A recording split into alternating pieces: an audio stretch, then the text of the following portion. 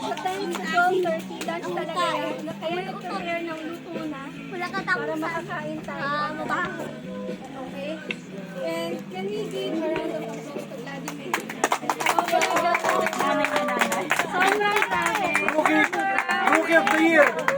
Grabe. Rookie of the year! Siya na nag-isip ng lunch, siya na nag-isip ng lulutuin, siya na nag-isip ng mga ulam. Okay, siya na naman problema doon magkano yung pera mo kasi pagdaluin mo muna natin, di pa siya nagbibigay.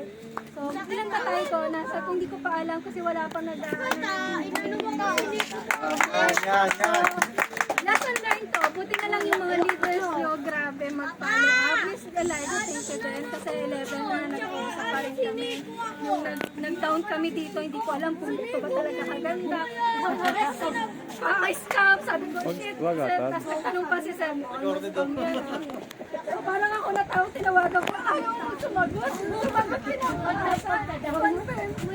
So kinakabahan talaga ako sa venue na to. Pero alam niyo bakit ko ito napili? Bakit namin ito napili? Bakit yung weekend hindi pa kami humahanap dito? Kasi nag-cancel yung una.